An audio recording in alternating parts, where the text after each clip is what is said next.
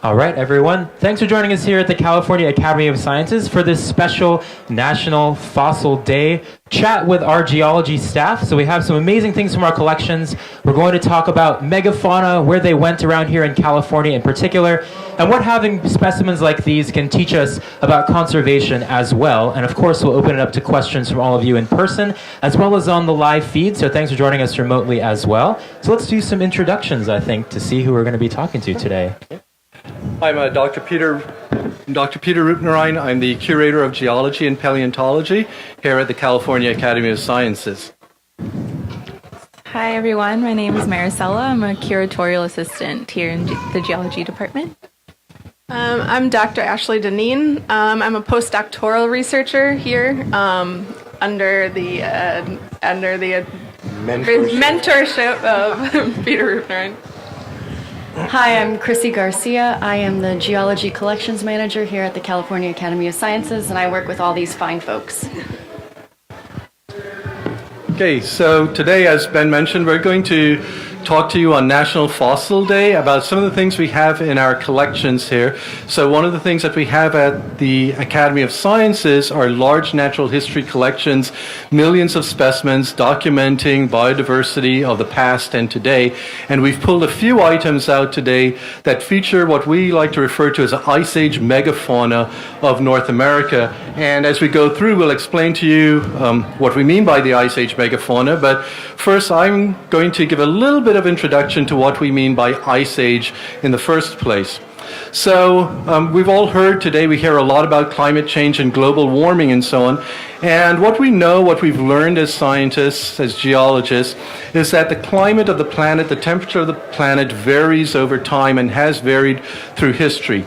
It tends to vary over a time scale of tens to hundreds of millions of years, where the planet will sometimes be warmer, sometimes it will be cooler, sometimes we refer to these as a hothouse planet or an icehouse planet, dependent on whether or not we have ice building up at the poles. Now, these long-term variations in climate are mostly controlled by things such as where the continents are. Land masses tend to go through more dramatic changes of temperature than the oceans. The oceans, as you know, water takes a long time to boil, so the ocean changes of temperature there are slower, and it's also affected by the orbital dynamics of the Earth, so how the Earth is rotating about the sun, and this varies over time. Sometimes we're tilted away from, sometimes we're tilted a bit more toward the sun, sometimes the tilt as we rotate around is varying and so on. And so when all of these things come together, what the oceans are doing, what the continents are doing, what our planet's orbit around the sun is doing, and even the amount of heat and light that the sun is putting out, we get variation in climate over time. And sometimes we'll be very warm, like in the age of dinosaurs. For a couple 100 million years, this was a pretty warm planet. It was a great place to be, a giant kind of lizard that the dinosaurs were. But then starting about 35 million years ago, the planet started to cool down, and we entered into what we call the modern icehouse planet. And it started getting cooler, you got ice building up in Antarctica and so on. And then about 2.4 million years ago, things really started going with a combination of factors, the orbital dynamics, little continental changes and changes in ocean circulation coming together to begin what we call the modern series of ice ages that probably a lot of you have heard about. And so for the last 2+ million years, the Earth has been going through these cycles of glaciers growing in Antarctica and the Arctic, glaciers expanding out of the north, covering much of Eurasia and North America, and then as the planet warms, those glaciers will retreat. Right now, we're in between glacial periods. It's a fairly balmy time on the planet. There's still a lot of ice, but most of the continent is habitable. And as the ice would grow and retreat over the last couple of million years, we have the development of a really unique kind of mammalian fauna in many parts of the planet that we refer to as a megafauna. And what does that mean? That means things were just big. And so what we're going to do today is to show you some of the examples of what some of these really big things are, and also talk about, well, why aren't we overrun with large things today in the Bay Area, for example. So with that, I'll turn it over to these folks. All right. Great, thanks, Peter. Hi, everybody. So I'm going to talk to you about some of the mammals, the big mammals that lived in the Bay Area during the last ice age. Some of them might look familiar, some of them probably don't look familiar. We're going to talk about all these cool things.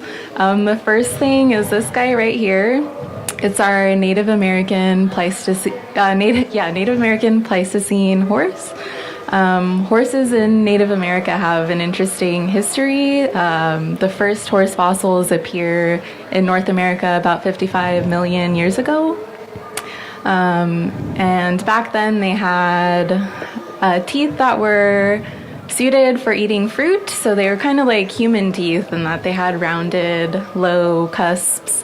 And over the course of their history, about 2 to 3.5 million years ago, we get the modern genus Equus, which is this guy.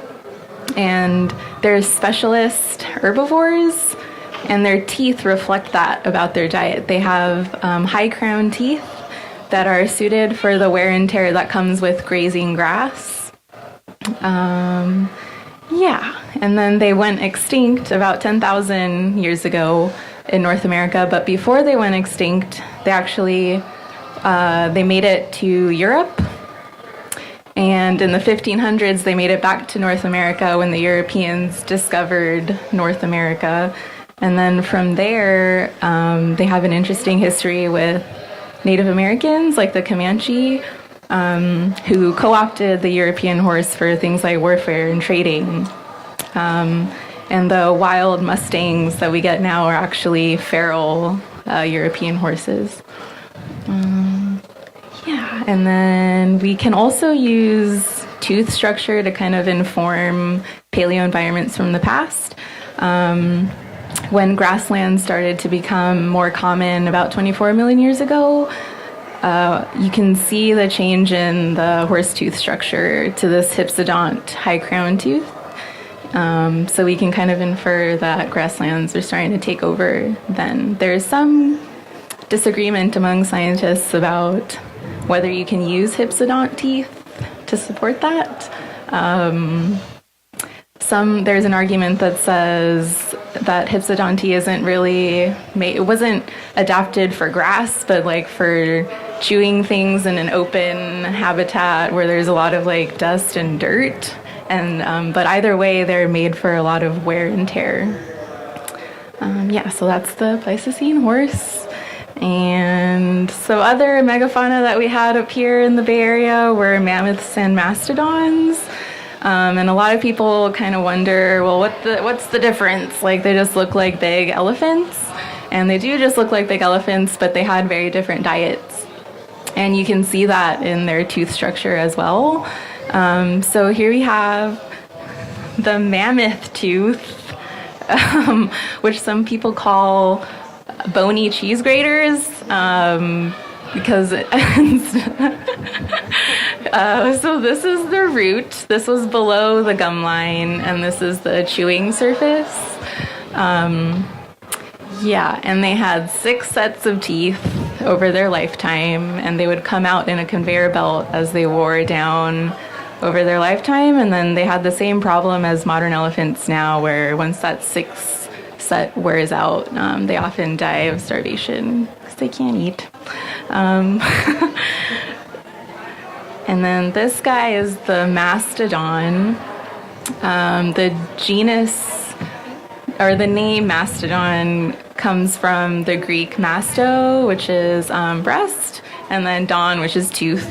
And the reason is they have these ridges here, so that's where the name came from. But in terms of structure and function, they were browsers. So instead of eating grass, they would tear off tree branches and leaves. So they needed those. They were still herbivores, but they needed sharper points like that for what they were eating.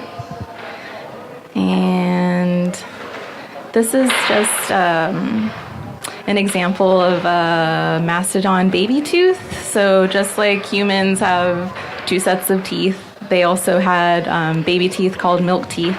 So it's a lot smaller, but it has that same structure. I think that's it. What do you think, Peter? It's quite a about maybe 8 pounds. It's a pretty hefty tooth. Yeah. It's a big jaws. We actually do have jaws for mammoths and mastodons, and we have some really nice lower jaws.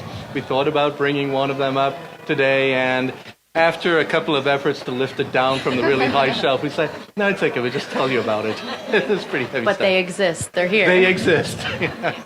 Yeah, and the tusk. This is a mammoth tusk, which is actually an incisor. So these front teeth right here, that's a mammoth incisor. Just like our modern elephants, and it's ivory. Very old. Well, I have a question about ivory itself. Is that material any different than the rest of the tooth material that they're making in their jaw, or is it a size categorization for it to be ivory? Primarily a size thing, that these exposed to the enamel does tend to be pretty more robust, and that's why you find ivory, not just in elephants, but in a lot of other animals that have large Sure. Yeah, it's usually just enamel, and they call narwhal tusks ivory because that's like Got a it. tooth. Yeah. walrus, Yeah. Sure. Excellent. I'll go ahead and tell you about some other Bay Area grazers before we turn it over to Ashley. Here we have 2 different species of extinct bison. This is the bison latifrons, and this is bison antiquus.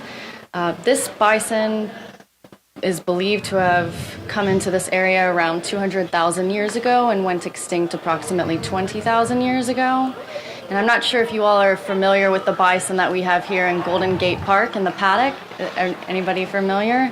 Well, just for the North American buffalo or bison, but for some scale reference, this species would have been approximately 25 to 50% larger than modern day bison, but the span of its horns could have been closer to 4 times that of modern bison, which is kind of interesting when you put into perspective. If you ever stood next to a bison, they're quite large animals.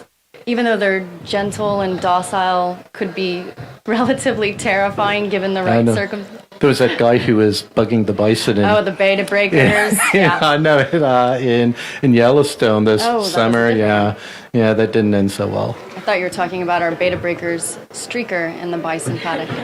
Don't try it, folks, at home or anywhere else for that matter. But during the time that bison latifrons was in our neck of the woods, bison antiquus also was here. Both of these migrated through the Bering Land Bridge, which is now a sea, but during lower sea level stands, there was land, and so they were able to migrate and cross. And it's probably also good to mention that some of these things that we find from this time period, we find out in the Farallon Islands, because the whole area, all of the Bay Area, wasn't actually a bay. It was grasslands and plains, and so that's why we're finding a lot of these specimens that you see here in these species in this particular region.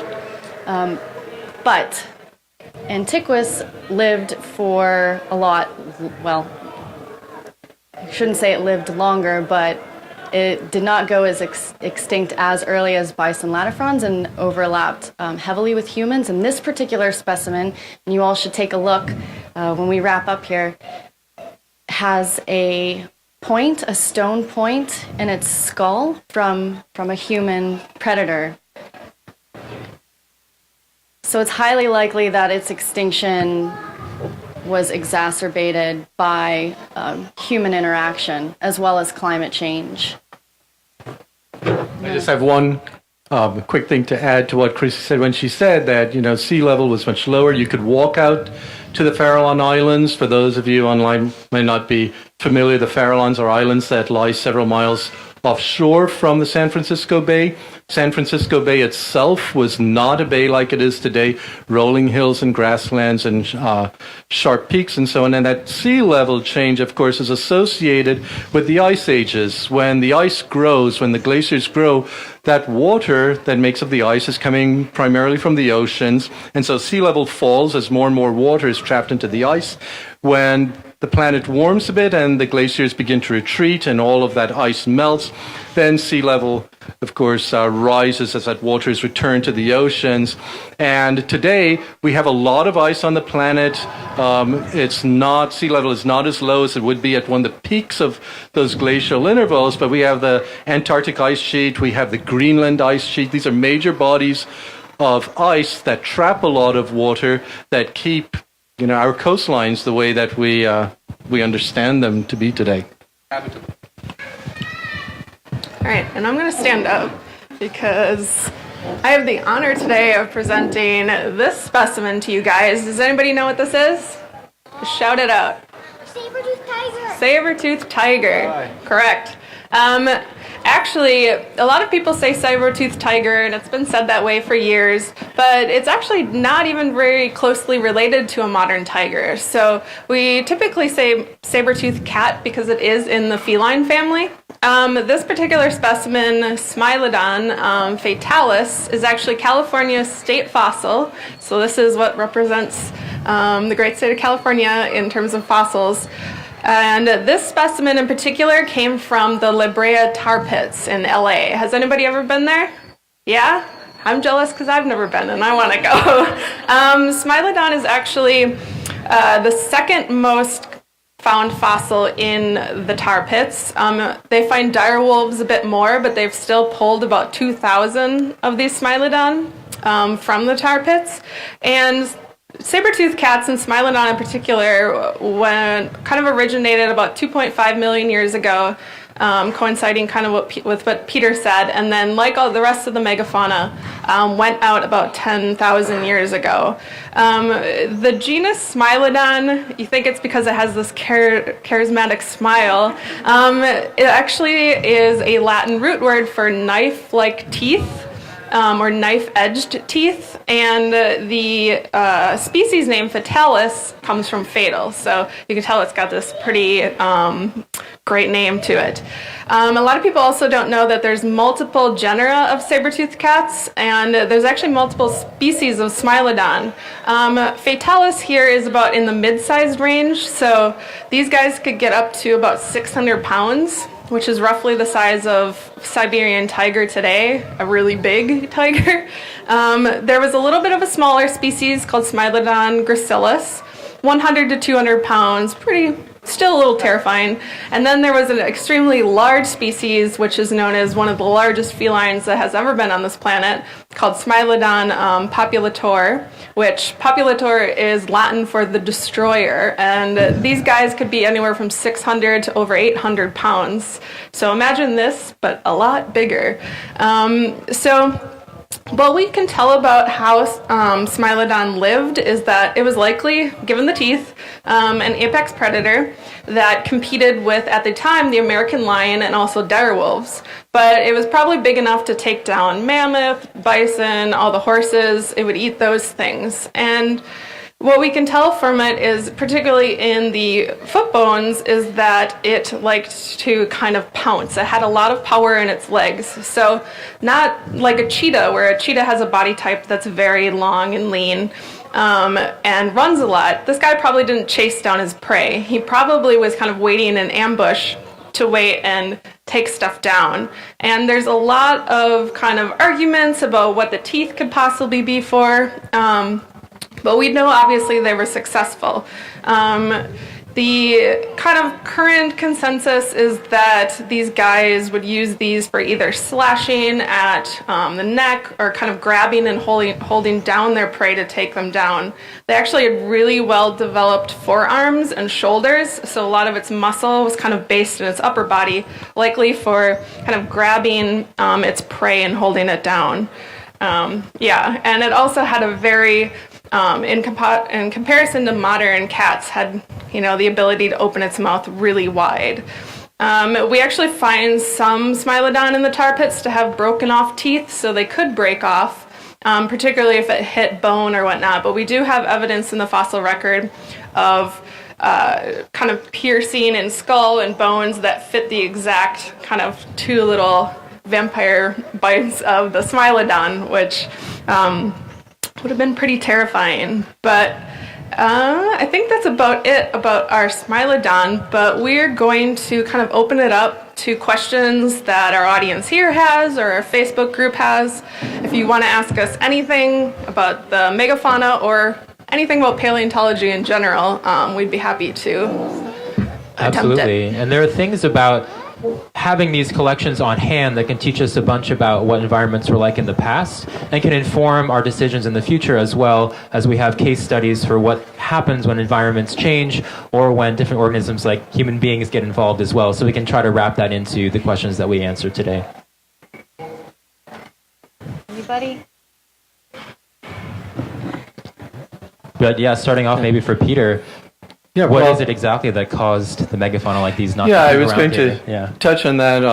The question of, well, why don't we have any of these animals today? And what we do know is that one of the things is that extinction happens. On average, most species of any kind of animal will last anywhere from about 1 million to 5 million years. And the end of a species can arrive because it's been evolving, and you have descendant species that are different, and maybe the most ancient form is no longer with us. And then there's also just a lot of bad luck involved. It's actually really hard to make your way in this world, and there are forces of nature working against you all the time. There are times, however, when that level or rate of extinction can really become accelerated. And in the past, the ancient past, we refer to these as mass extinctions. Mass extinctions can happen because of massive volcanically driven climate change, because of an asteroid slamming into the Earth. In the case of the megafauna, however, what we've noticed is that the megafauna has disappeared on almost all of the continents where it existed. Eurasia, North America, Australia, and at least in North America and in Australia, the largest wave of extinction of the megafauna coincides with two things. It coincides with climate change, a warming of the climate as we're leaving the last severe glacial interval, and the arrival of humans. And those two factors in concert, we were fairly certain, did a lot of these organisms in. And if you're wondering what it is about humans, the arrival of humans that did that, we ate them.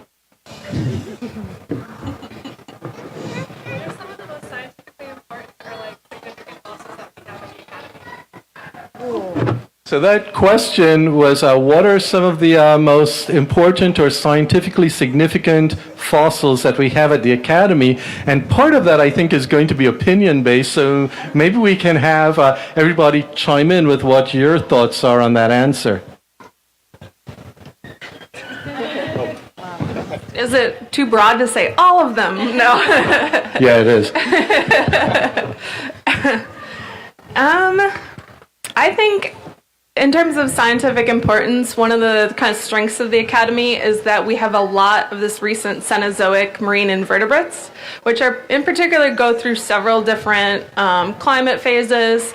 And we have a project right now actually that's digitizing those fossils to make them available to those online. But once we get that up, it should be probably one of the most extensive records of marine invertebrates along the west coast. So that would be my answer, but still all of them.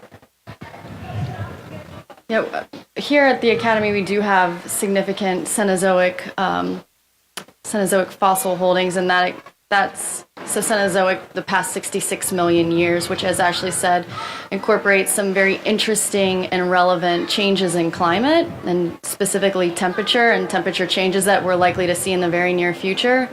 And we have fossils from this time period that range from vertebrate fossils to invertebrate fossils, and also microfossils. So I think the extent of that is important to us today, but Peter and I were just recently talking, what we see as being critically important today can change tomorrow, and I think the value in our collections here are the breadth of scope of these collections, because what we can study today is relevant for us today, but we also have the ability to study other things tomorrow for as long as we're preserving these collections, not only for our use, but for your use and for the use of future generations.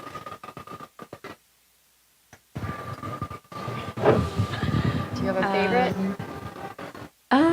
Yeah, it's hard to pick like a favorite, but piggybacking off of what Chrissy said, just like preserving these things for the future. And we do have, I feel like this collection is special because we have such a breadth of things. We have vertebrates, invertebrates, microfossils. We have a collection, like the third largest collection of diatoms in the world in the Geology Department. Diatoms, they're tiny microscopic marine algae or freshwater algae. But Single-celled protists. But so at least with the vertebrates and with the Cenozoic invertebrates, we can kind of tie in a lot of the things that we're facing now. So climate change and human impact and trying to understand why megafauna went extinct at the end of the last ice age.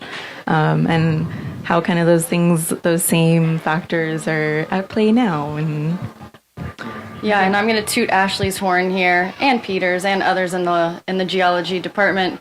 Not only are we looking at why things go extinct or how or what's going on, but also how they recover. So they're doing a lot of work to look at how communities after a mass extinction actually recover, and what does that community structure look like, and is there a recipe in there for that recovery? So that's just really cool, exciting things that we can do, but we need this data to be able to do that, to even try to begin to answer those questions. I'll add a quick answer to sort of follow on what the others have said. To answer that question, I don't think there's a good specific answer. There's a very good general answer, and the answer is that whatever is the most significant or important fossil changes with time. And so some of the earliest fossils that were really important to us were Mesozoic marine reptiles and the dinosaurs. So reptiles that lived anywhere from 240 to 66 million years ago, because that taught us that the Earth could be very different in the past, that extinction happens, and it gave a lot of fuel, if you will, to the early theory of evolution. But then over time, what is important has changed, and the megafauna has generated a lot of interest because we're very interested in the extinction of species, the conservation of species, and how humans interact with the natural world. We're also very focused on climate change today. So our marine fossils from the eastern Pacific, spanning the last 66 million years ago, are probably the most important component of our collections today, because they're important to us as scientists, but also societally. That's where we can contribute a lot of data and a lot of scientific assistance to what's of concern to society today. So really, what's really important to me is that we have these collections, that we can preserve these collections in perpetuity and continue to make them available as a resource to not just the scientific community, but to society in general. And whatever is important or significant changes based on our needs and our interests as humans from one year to the next. Excellent. yeah, and aside from like the scientific importance, like this is for you guys too. Like at the museum, these are in the public trust. So it's always nice to be able to bring these out and share these with folks on the public floor. Yeah. Absolutely. That's something that when I was young inspired me to want to pursue being around things like this and just learn more about how living systems worked. And I think following up on just the importance of fossils from that scientific perspective, we have a question from the online feed as well, which is when things do become fossilized and you have infilling of minerals, what does that do to the weight of the fossil compared to what it was originally when it was bone or other type of material? Yeah, well, I spent most of early June this summer out in Utah and a little bit of Nevada, hauling rocks and revisiting work that I used to do as a graduate student, along with my wife, who's also a paleontologist, taking the next generation out and so on. And what I discovered is that it now takes me about 6 to 8 weeks to recover from throwing my back out, because I don't carry rocks and hammers the way that I used to. So in general, what happens is it makes them heavier, but there are more specific answers. Yeah. Well, there's even work I did with a different museum. So I haven't done vertebrate work at the academy, but we were trying to collect bones of dinosaurs. that were very lightly built for their size. So there was a lot of pore space. They were built kind of like birds, lots of hollows and air sacs in those bones. But all of that gets infilled by mineral and eventually turned to rock as well over time. So you have lithification of that material. And so over time, you can have something that was surprisingly light for its size, even though it is large, that is now incredibly hard to carry, and in fact, some of those materials we had to take out by helicopter because it was impossible to lift out on foot, no matter how many people you have surrounding that specimen. So it can really alter things quite a bit, depending on preservation. Yeah, so we call that permineralization, and things like bone and wood, those porous materials, they're preserved because minerals eventually, as water infiltrates those pores will become filled with minerals, and it preserves them very nicely, very nice structure. On the other hand, any trace of a living organism from the past prior to about 12,000 years ago is considered a fossil. And that can range from this mammoth tusk, which is mostly original material, to something like, we don't really have a permineralized piece, but you can think of petrified wood, but to carbon traces, where all that remains of the organism, the plant or the animal, is a little film of carbon that gives you the outline and the general size and shape. But even chemical fossils, our oldest fossils of life on Earth, which go back more than 3.5 billion years, are not fossils of single-cell bacteria-like things. They're actually chemicals. So life changes the chemistry. Life has changed the chemistry of the planet. We can go back to rocks 3.5 billion years ago, and even though we don't see any physical traces of past life, we can look at the chemistry of the rocks. We know that life was there. It was altering the environment. We call those chemical fossils, and they're super light. Absolutely. And the coloration of this material here, so some of these things have come from different localities, but what determines what the color of these fossils will be when we actually dig them out of the ground? So it usually comes down to the minerals that are present near the fossil. In particular, our Smilodon, because it came from the tar pits, and the horse. And that's you. And me as well. So you'll notice that they have a blackish brown color. And that's because the tar pits have made of a natural kind of asphalt almost. So when they take the fossils out, they are stained that color. All of these are actually the original bones. There's no reconstruction to that. All the teeth are real.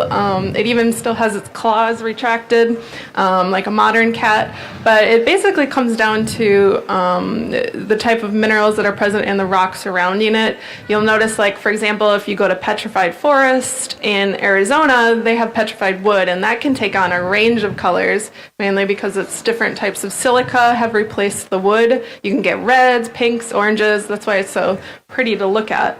But it kind of just depends on the environment that it initially was put down in. Fantastic. And we have another question from the online feed, and this has to do with the megafauna that we have on display as well as others. Do we have some temporal ranges? How long were these animals around? And did they evolve into other things and that's why they're gone? Or was it an extinction where there was no speciation prior to that leads to descendants? Yeah, the bison might be a good example.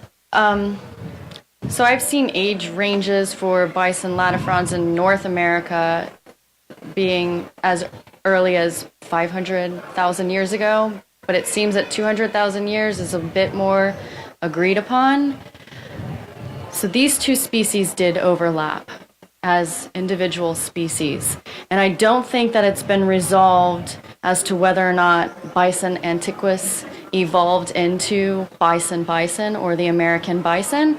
So I don't know that you might be able to infer some of that, but what we do know about many of the Pleistocene megafauna is that they were extensively hunted by our ancestors.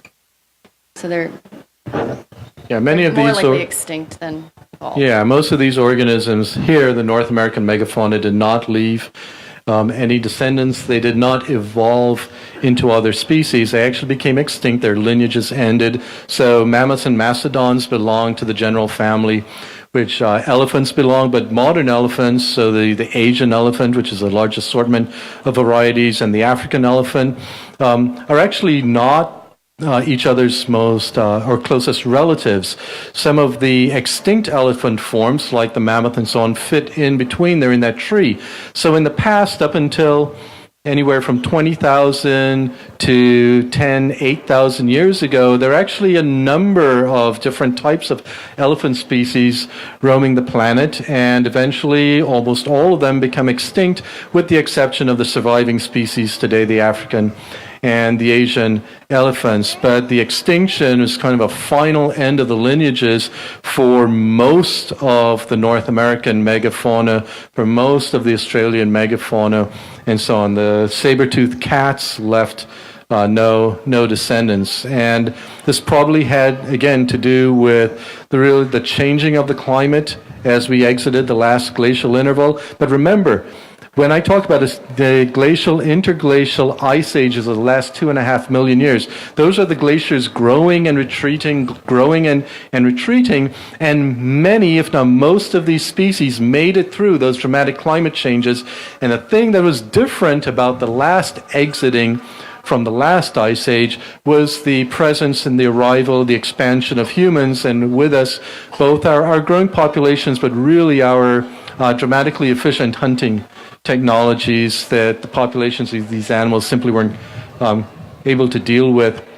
So, for example, we have evidence of massive horse hunting kills by Paleo North Americans, for example, something that would not have been doable by our ancestors, for 500,000 years, but very quickly toward the end of the last ice age, or the last couple of ice ages, we developed the technology to do that. Yeah, there's actually a cool account of paleo Native Americans that had meat cleavers made out of mammoth shoulder blades. Yeah, and then the extent... Fun fact. Yeah. The extent of mastodons, that's another difference between mastodons and mammoths. Mastodons are... their time extends back to Miocene, Pliocene, and then mammoths didn't arrive until the Pleistocene. And what's the general time interval for Miocene, Pliocene, so folks know? Yeah, so to about 24 million years. 25. Yeah, and those were Siberian mastodons. We didn't get the American mastodon in North America till about 3 to 5 million years ago. And I think you said that horses first arrived in North America, or their ancestors, the ones that we see around the world today, about 55 million years ago. Is that Eocene? Those are those were the first horse, ancestral horses. Mm-hmm. But we didn't get kind of the modern configuration of a horse until about 2 to 3.5 million years. Okay, excellent. All right, so we can take questions from the audience as well here if you have things you'd like to know about.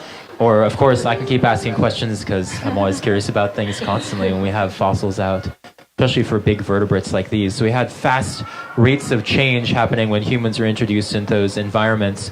But if you were to see speciation events, what are some ways that they can happen? Because if you give organisms in a particular environment, a changing ecosystem, you can have them slowly change, or you can have isolation where things are going to separate and you can still have the same initial population.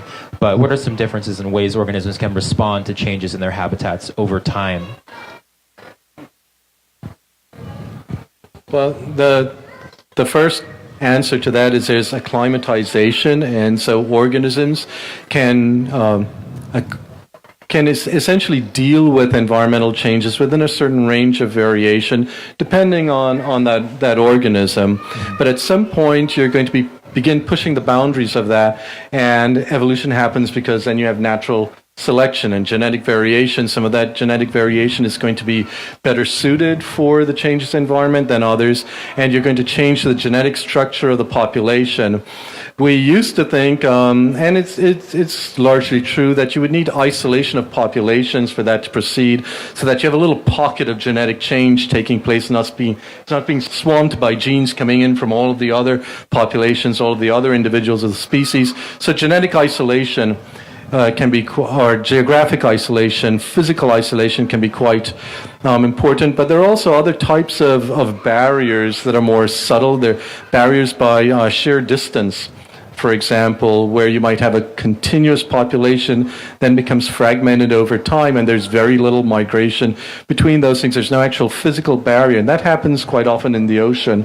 For example, you can also have fragmentation of habitats within an environment and pockets of the population becoming adapted to those various parts. And so the geographic proximity is quite close, but that isolation happens anyway, behaviorally, microhabitats and so on. But really what you want to do is to add some kind of pattern and interruption to the gene flow, and that's usually imposed by environmental changes. And just point out, humans, we are an environmental change. Oh, sorry, we are an agent of selection or evolution and extinction. A lot of these organisms here too as well, especially when we're looking at these mammalian megafauna, had some really prominent features besides their body size. So we have these huge tusks. We also have on the bison those enormous horns, and on the saber-tooth those enormous teeth. So are all those things coming from the same types of pressures, or can they be different in terms of like sexual selection versus hunting and things like that? What causes these massive features in organisms that are already large in size? Well, particularly in the case of the Smilodon, we don't know, like I said before, we don't know exactly what the teeth were for. Because we've had kind of these long teeth evolve before and in many different clades and families, that's an example of convergent evolution, where we see kind of the same trait repeatedly develop over time. And like Ben, like you were saying, that you can get besides the fact that it would be helpful for hunting to have teeth that large, there's another theory that the reason they had teeth that large was so that they could either scare off, if it was a male Smilodon, he would scare off bigger male Smilodons, or impress the females, so that maybe it wasn't even that useful at all. I'm not sure about for the mammoth, what would be? I know for mammoth, they found fossils in the Midwest where it's two mammoth skulls with the tusks interlocked. So they at least use them for fighting, either for mates or for territory. And there's also really worn down tusks. So they're probably also used for foraging in the dirt, for grass and stuff. And I think there are studies about Mastodon tusks being dimorphic, so that's just a fancy word that means that there's a difference between male and female size of the tusk. So in that case, it was probably something like for sexual selection, like, yeah. Do we know if Smilodon was dimorphic? No, I'm just asking. Just wondering. Yeah. Well, Peter can probably tell more about this. But one Yeah. thing we did, especially last week when we decided to take out the Smilodon, was we actually affectionately call this specimen Kitty, which Peter maybe came up with. And one of the things we wanted to look at is can we tell if this is a male or female? And the answer is no, I don't think so. Peter did a lot of reading about this, though. Yeah, so the conventional story is that it's been impossible to tell the difference between male and female Smilodon, and that's probably because there is no real morphological or body form differences between the males and the females. When I first saw that a while back, I was skeptical of it because we do have dramatic dimorphic differences in some cats, and then even body size. If male and female tigers of a particular variety might be otherwise indistinguishable, body size will usually distinguish them, but there don't seem to be any body size partitioning in adult Smilodon. However, more careful recent analyses suggest that there might be features present in the jaws of male Smilodon, for example, that are present occasionally in the jaws of various mammals. And really careful, more recent work looking at the dimensions of the skeleton suggests that, yes, we actually do have two things going on there, but the differences would have been perhaps more subtle than we're used to. To get back to the question of size, size is something that is evolutionarily quite variable. Size will increase and decrease over evolutionary time. What's really kind of striking about sometimes in the past, and the Megafauna time is one of those, is that, we can have reasons for why mammoths might have become large. We might have reasons why horses might have become large. But here at this time, it's like many, many things became large.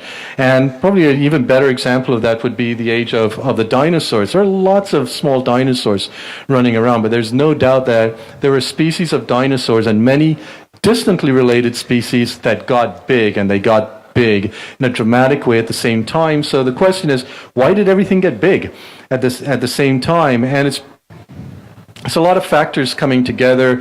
The energetics have to be there. You have to have enough energy being supplied, enough food supply. You need space. A lot large vertebrates tend to require big geography. So these are continental things, non-island things. And once there are these opportunities, so there's not necessarily a pressure or only a pressure to become big. There's opportunity to become large. And once that opportunity takes off, then you can engage in things like an escalation, an arms race, where, being smaller just doesn't cut it, and it's ramping up and up. However, even though there are advantages to being large, there are really severe disadvantages to being a large vertebrate or a large mammal too. You do require more space. And if space becomes limited because of humans, because of growing glaciers, that adds pressure to you, makes you more vulnerable to extinction. You do require, the bigger you are, the more food basically per unit body you need. So you're expensive. And even humans, we might think of ourselves as not being big. We're big, expensive animals, and so are the rest of the mammals, especially these things.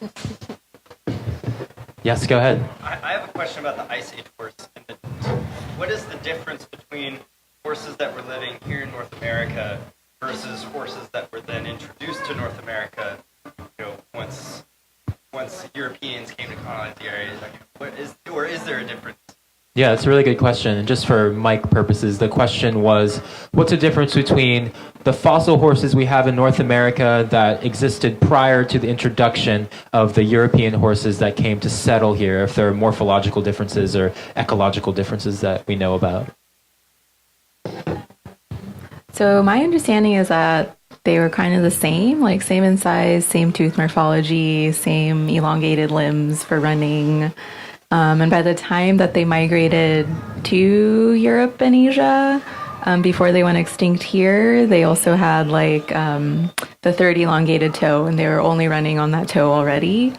So yeah, my understanding is that they were morphologically the same or very similar. Did they start here in North America and then move there? Yeah. The first ancestral horses were in North America. Yeah, they were lucky to have made it to the other continents that they got out. For sure. And then they could come back. Yeah. Did I see a question out there? Yes. Is fossilization typically indicative of a tragic death? Was the animal frequently buried alive or something to that effect? Or No, not necessarily. Fossilization is more just a product of dying in the right place at the right time. It doesn't necessarily mean that there was a tragic death, but where you were buried, you would be in conditions that would allow your remains to be preserved. And not only were you buried in a place where you could be preserved, but that you were left relatively undisturbed since being buried. So in the case of the bison, just for example, right here, it's believed that the bison latifrons also existed in Canada and Alaska, but they don't find remains there, and that could be due to glacial activity actually destroying any evidence of their existence. We also have major tectonic forces at play all over the world that those conditions tend to destroy larger fossils. You might be able to preserve microscopic fossils, but bigger things just can't withstand that amount of pressure and crushing and heating. So it's, yeah. Though in some cases, I think one of the best parts of being a paleoecologist is that we get to kind of almost determine how it died. I always explain it as it's kind of like being a deep time CSI. It's like you're looking at the scene of the crime and trying to figure out what went on. So in some cases, like the bison, we can tell particularly had a tragic ending. Marine reptiles in particular are kind of interesting to look at because We do have specimens, and there's some on display at the London Natural History Museum where they actually died giving birth. So we get it that the baby is kind of still in the birth canal, and we see it, and from that we know they gave live birth. We didn't know that before then. And in other cases, we also can tell when stuff was eaten. So a lot of times we're asked, how can we tell interactions in the fossil record, and how can we put together food webs? And a good indicator is if you find a huge ichthyosaur with a smaller ichthyosaur in its stomach, we could tell, oh, it was probably just eating anything that was smaller than it. So in cases like that, we can get pretty cool stories from fossils and try to figure out. But most of the time, they just either died, sometimes of old age. Like we have particularly T-Rexes that we can estimate are up to 30 years old, and from their bone morphology, we can tell that was really old for a T-Rex, and that it probably just passed from natural causes. And sometimes also, I mean, many fossils are not about the death of the animal, or the organism, but life of the organism. So many organisms leave parts behind during their life. So fossil plants, many of the fossils we have of plants are things like shed leaves and seeds and spores, pollen, and so on. So these are parts of a living organism. Shark's teeth is another good example. Sharks produce and shed teeth continuously during their lifetime, and we have wonderful record of shark's teeth in many parts of the world, and that's because a single individual shark could produce many teeth. We have molting arthropods, crustaceans and trilobites that once they get to a certain size, they shed the exoskeleton. And so a single organism could leave many fossils behind during its lifetime. We have traces of activity. We have footprints, we have burrows, living structures. These are all fossils too. We call them trace fossils, and can be evidence of feeding behaviors, living behaviors, and so on. And it's about produced by a living organism and not necessarily by just the dead organism. And again, also those chemical fossils where organisms, as they go about their daily lives, are altering the chemistry of the environment around them, and we detect those also. And I have a little piggyback off what Chrissy was saying about being in the right place at the right time.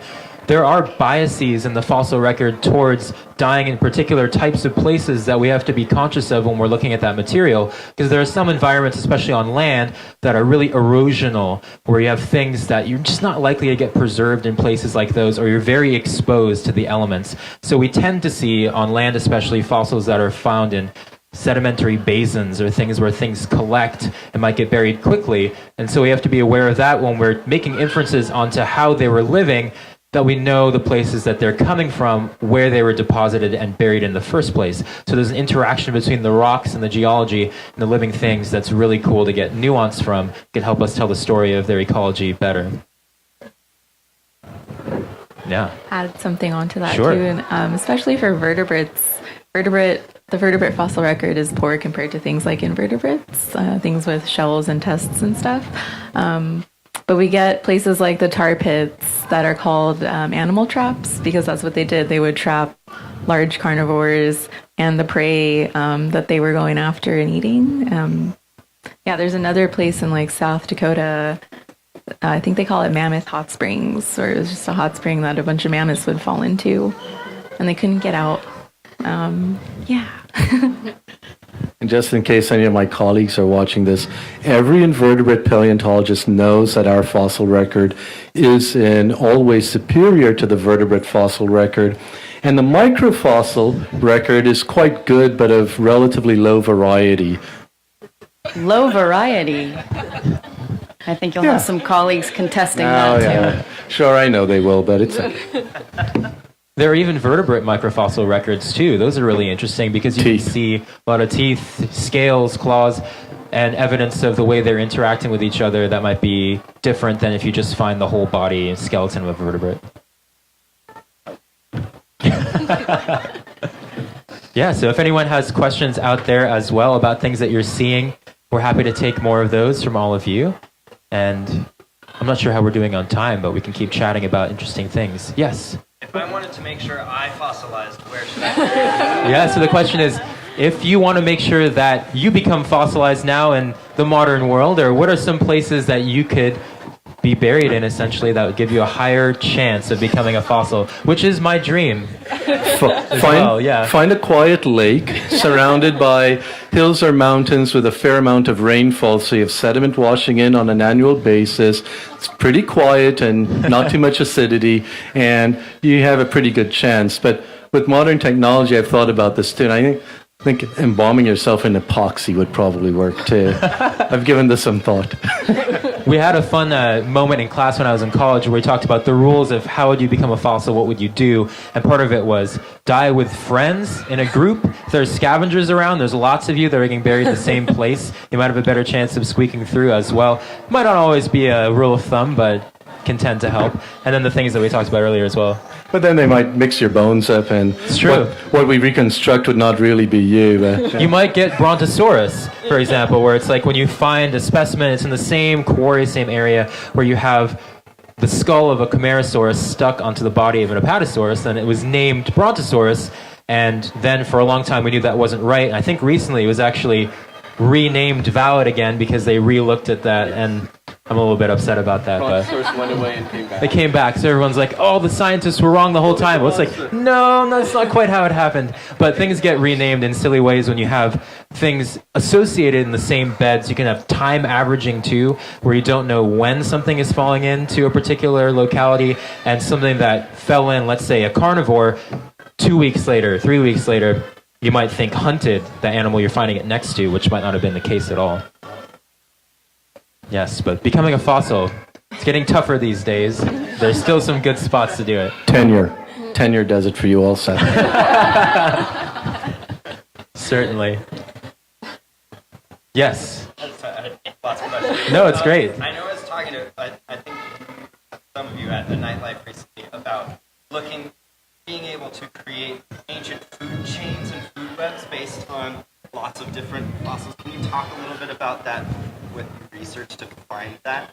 Yeah, so one of the things that Peter and I specialize in is recreating food webs from deep time. In particular, we do this in the marine realm for the Mesozoic, so probably about 250 to 66 million years ago when the dinosaurs went out. But we're more interested in what was in the ocean.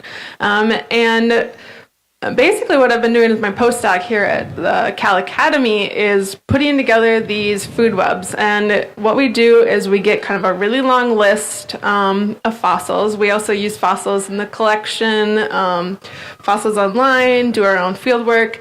And a lot of what it is going in and looking at each individual organism or each species and determining, okay, what did this thing eat? And there's a lot of different stuff you can do for this. You can look at the teeth morphology. You can look at its stomach contents.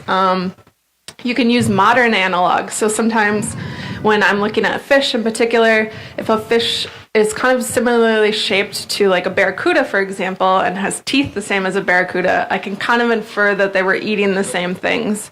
And a lot of the marine reptiles, we use teeth. So some of them had very kind of like flat, bulbous teeth, which they were probably crunching down on hard mollusks or crustaceans. And then you have teeth that are really big and have kind of the cutting edge to them, very similar to like a modern orca. So we can say that it was probably eating huge, big-boned mammals like itself, reptiles. And we also we have stuff that doesn't have a modern analog and that we don't know what it did. A very famous example of this in paleontology is ammonites. Ammonites are kind of look similar to a modern nautilus, kind of shelled squid thing, but we didn't really know what it ate. We don't know if it ate plankton. We don't know if it used its tentacles to grab stuff, but so we kind of just do our best guess. But we can get food webs that are highly resolved and that are pretty accurate. Peter and I actually did a study a couple years ago a couple years ago in which we took a modern Caribbean food web that Peter had created. It had 700 some species in it. Yeah, coral reef, and everything. So we're talking the plankton, algae, all the way up to like the biggest sharks. And what we did was we fossilized this. So we took out everything that was soft-bodied that probably wouldn't have been preserved, and we compared that food web to the modern one. And we found that statistically they were identical in everything that we looked at. So what was being preserved was the stuff that we needed to be able to recreate that. And that's great news for us, especially when we're going in deep time and looking at these kind of marine reptile food webs. I don't know, Peter. Yeah, we found that there are ways that we could essentially deal with what was missing to what was preserved to estimate what was missing. And the way, Ashley just described those marine reptile dominated food webs, for example, there are a lot of what if questions. So what if it was this and not that, or this and not exactly that?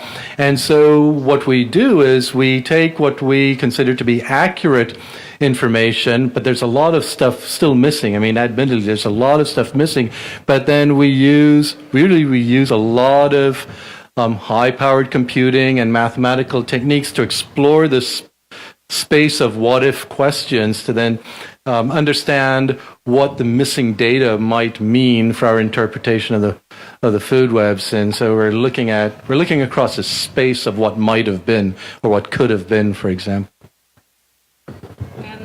Another interesting thing that we do is that we also incorporate body size. So, for example, we'll look at like these marine reptiles, measure the scale of their head and say, okay, it probably wasn't eating anything that was 3 times as big as it. So we can kind of narrow it down like that, which is really nice. But it takes a lot of research. The first food web we put together, which was about 1,300 species, took me a year and a half of full-time work of reading every reference available. Because you do have to go back to these museum collections and determine, like, sometimes we'll have a species and it's based on a sole tooth or maybe a skull that was lost somewhere. So you do have to go, and if that information is there, but we don't have like a body or we just have a single tooth, we can't use it. So we do actually kind of go through the data and, pick the best data that we have, and the stuff that we don't really know is left out to make it more accurate. Even the modern Caribbean coral reef food web. I mean, coral reef biology started in the Caribbean, in the northern Caribbean, and we have just huge amounts of data on who lives there and what they do to each other. But what was really shocking to me, it took me about 12 months to put that data set together. What's really shocking is how much we don't know. So we have almost 800 species in our food web model that still omits about 400 more species, most of whom have been described by science, but as to exactly what they do, we don't know. And I love to say, there are like hundreds of graduate degrees waiting to be done to just go out and sit on an island and figure out what these things are doing while they're still there. Absolutely. And I think one thing that kind of a fun transition for questions for all of you is another way, besides reconstructing something with data that we could do maybe with things that are as modern as these, is actually just reconstruct their bodies entirely and bring them back. So that's something that, it's part of fiction for things that are as old as dinosaurs, but these things are preserved much more carefully, things like ice, there's more original material. Could that be possible for ice age fauna like the ones that we're seeing here? Yeah, de-extinction. There is what we call ancient DNA preserved in quite a bit of fossil material, young fossil material. DNA is very fragile, tends to begin breaking down essentially when a cell dies. But DNA is also, it takes a long time to break it all down. And as our techniques with working with DNA, working with genomes, the genetic material within organisms, our ability to recover DNA from older and older fossils that it might be preserved in is getting quite good. And so we can recover DNA now from fossils that are tens of thousands to 100,000 years or more if they're preserved in the right kind of environment. So not too much bacterial action, not too much acidity to break it down. But we have, of course, we have DNA sequences coming out of fossil humans where the humans were other species, so Neanderthals, and we all know, almost all of us, that are not of sole modern African descent will have some Neanderthal DNA in us. So when our ancestors, Homo sapiens, left Africa, we mingled with Neanderthals. We know that many in Central and East Asia, many modern humans have traces of these things called Denisovans, and Denisovans are known from just a few finger bone fossils, but we've gotten enough DNA to know that our species intermingled.